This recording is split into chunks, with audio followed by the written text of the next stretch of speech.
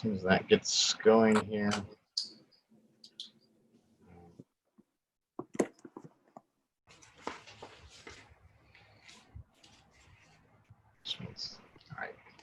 All right, streaming is going now. Turn on recording. I'm going to let everybody else in.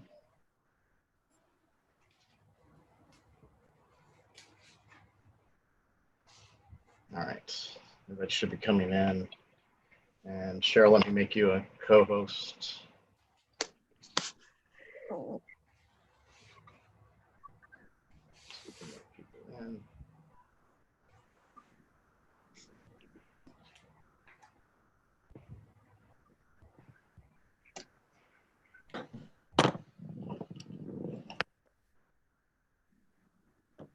All right, Cheryl, you should be a co-host as well. And if you can just help monitor the waiting room. Should I let people in or? Yeah, go ahead. Yep. All right. If you see Chris Angel, if he is not in, if you can let him in a priority too. Thank you. We're up to 49. Yeah, optimistic we'll get above the 500 mark. All right, so just for members of the public, we'll get started here in a minute. We're just letting a few other people into the room. And again, hopefully we won't have the same issue that we had yesterday with our Zoom attendance. Did you do a dry run today with 500 of your friends? I did, yes, with simulation. Always test the technology. And half of Easton this afternoon on for. All right. I think now, just checking, so we've got all the board members, so we've definitely got quorum. All right, so why don't we go ahead and get started, and Cheryl, if you can just keep helping let people in until that slows down. Okay, so I'm just going to quickly do roll, and then we'll just make sure everyone's muted except for board members and administration. For roll, Cheryl is here. Juliet, I think I saw you earlier. Yes, still there. Okay, Mike here. Gwen, yes. Karen, yes. Okay, Marilee, yes. And Maureen and Todd's here. Okay. All right. So we'll go ahead and call the Region 9 Board of Education regular meeting on July 21st to order at 7:36 p.m. We are recording on the Zoom cloud and also streaming live on YouTube. And we have about 58 so people on and people still coming in. So we'll go ahead and get started with our second item on the agenda, which is approval of minutes from the June 23rd, 2020 Region 9 Board of Education regular meeting and the July 15, 2020 Region 9 Board of Education special meeting. I'll look for, let's just do them in two motions if we don't mind, since there's one as a regular and one as a special meeting. And get motions from board members. We'll start with the regular meeting. So moved. All right, it's from Mike. Do I have a second? Gwen, okay. All right, any discussion on the minutes, any corrections, additions, spelling errors, punctuation? None, though I would like to note that Juliet does a magnificent job on these meeting minutes because Absolutely. They're not easy and they're very complex and detailed. So I think we should acknowledge that. Yes, I second that. Thank you. All right. So if no other discussion on that, this calls for a vote for the approval of the minutes for the June 23rd meeting. All in favor? Aye. Just looking around, looks like all hands are up in the windows. So that'd be 8-0, passes unanimously. And then for the July 15, 2020 special meeting, need a motion for approval of those minutes. So moved. Member Karen, and a second. Second. Mike, Sorry, that Mike for the second. Saw his hand first. All right, any discussion on the minutes for the special meeting? Seeing shaking heads from board members and all the windows there. So, all right, then we'll just move it to vote. All in favor of passing the minutes from the special meeting on July 15th? Aye. Aye. All opposed? No. It looks like 8-0 passes. All right. So we'll move to the next item then on the agenda, public comment. So per usual, for members of the public, if you can raise your hand or wave in your window, you can use the little hand symbol. We'll look for you, acknowledge you, take you off of mute. We do ask that you identify yourself, name and address. Please limit your comments to 2 minutes. And then also just again, because we've got another full agenda and the board members and I think a lot of members of the staff and community were on the meeting last night until after midnight, and we've already been in 2.5 hours of meetings this evening.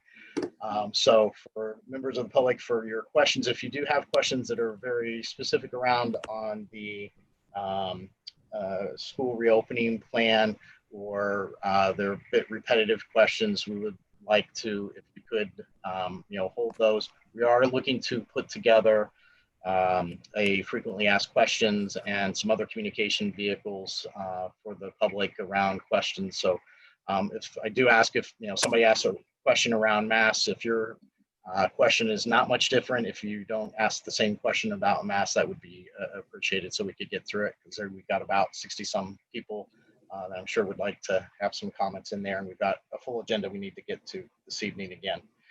So with that, I'm going to open it up for public comment. We'll keep the timer going here for your 2 minutes. Cheryl, if you could help me and other board members look for members of the public, I would appreciate it. So again, either raise your hand or use the hand symbol over on the participant if you'd like to speak, and we'll recognize you and take you off on mute.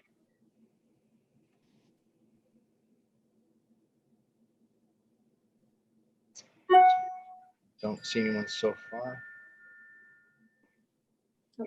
Jasmine. Jasmine? Jenna? Yeah. Do you want to unmute her?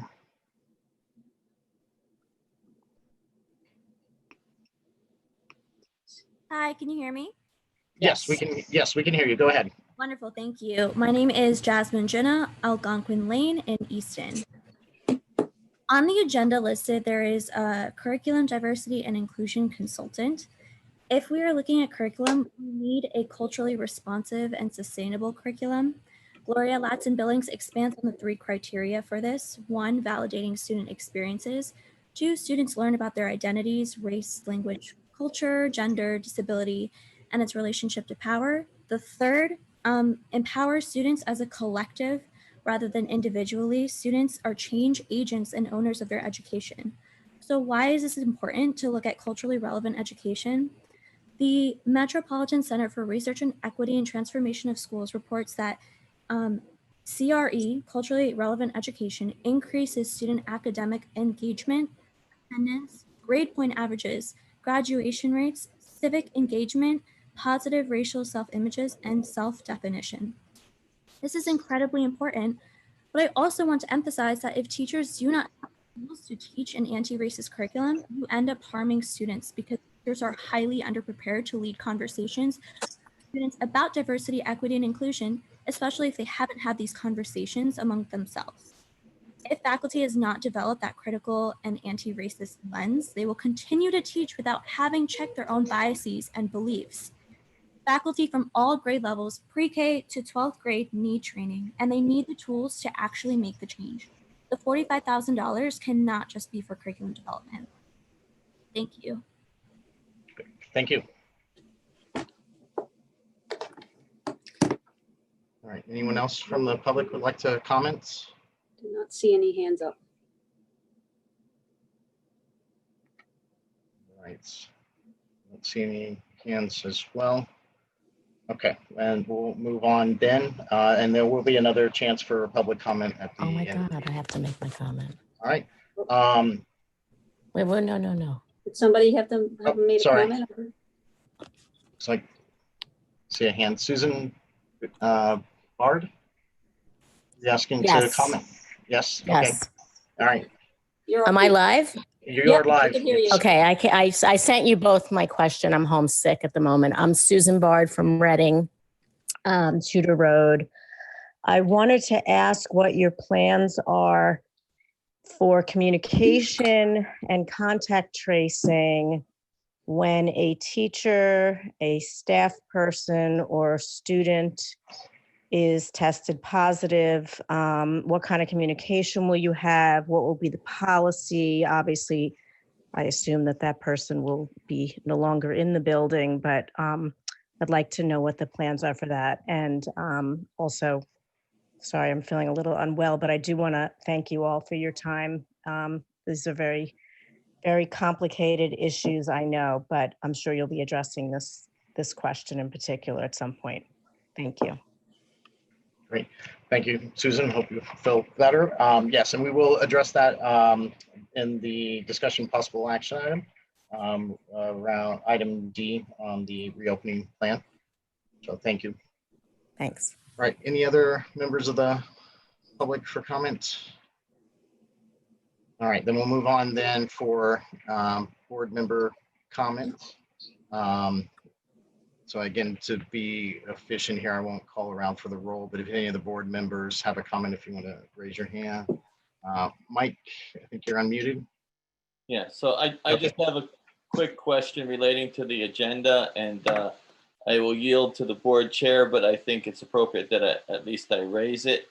I'm wondering, it looks like we have 64 participants at tonight's meeting.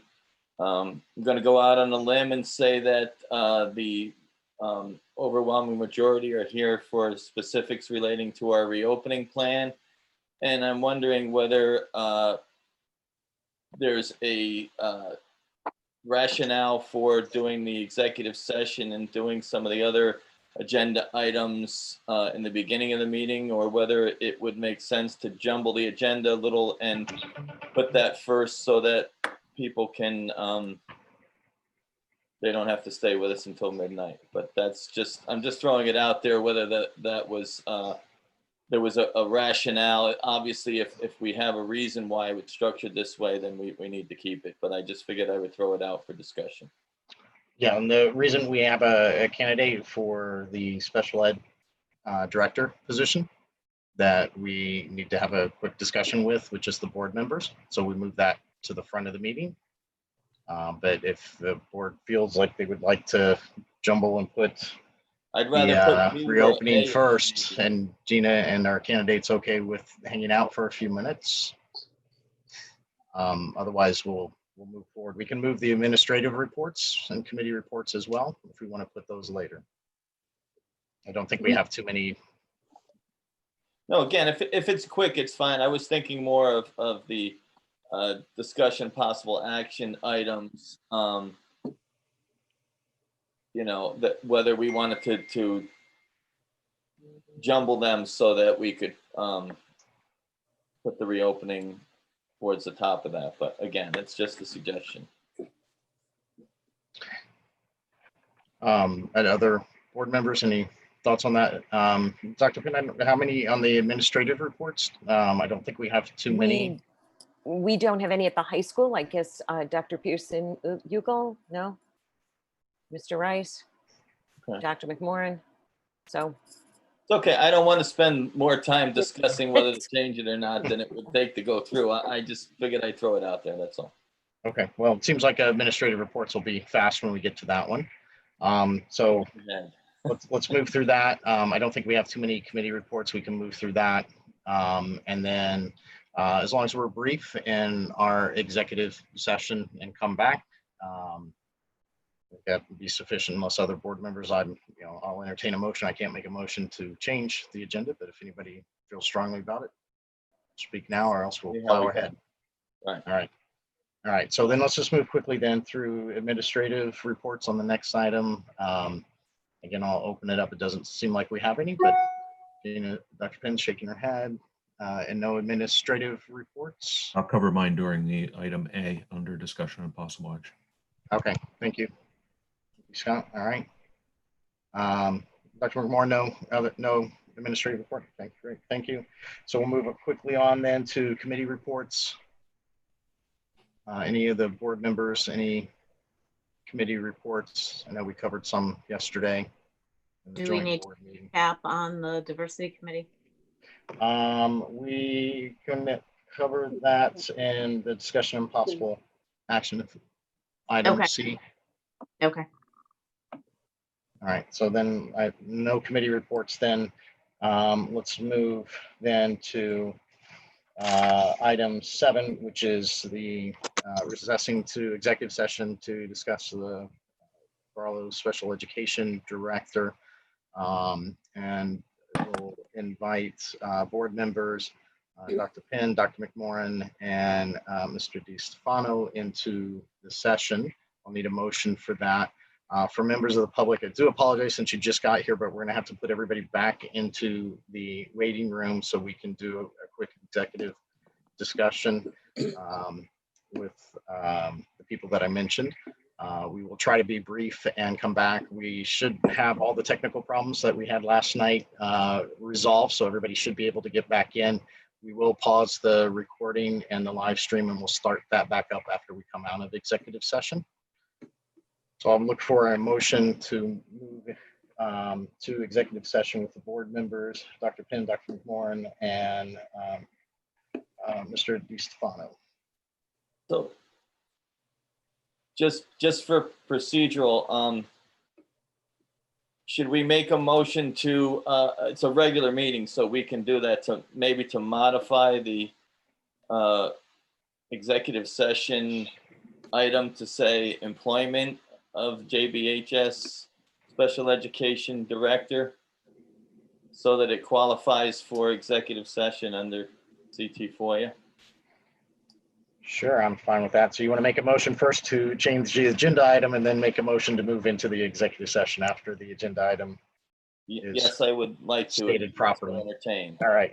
All right. So we have a motion on the floor to change agenda item 7A to employment of JBHS Special Education Director.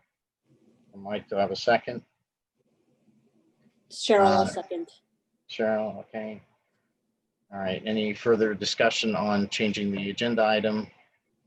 All right, all in favor, board members, I see hands. It looks like everybody, okay, 8-0, unanimous. All right, now, may I have a I'd like motion? to make a motion to recess to executive session for the employment of the JBHS Special Education Director, and we will invite, fill in the blank. Let's see, board members, Dr. Penn, Dr. McMorro, and Mr. DiStefano. So we will invite the aforementioned employees. Very good. All right, we have a second.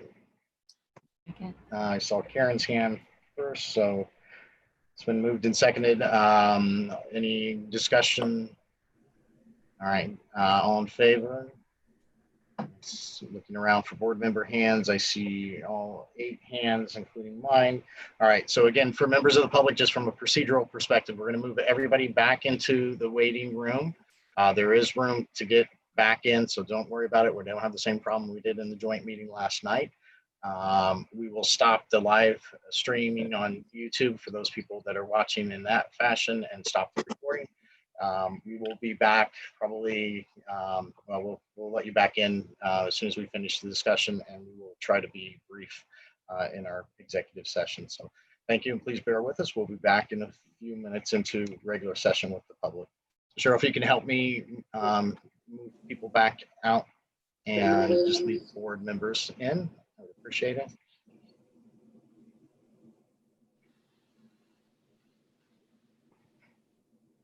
I'll stop the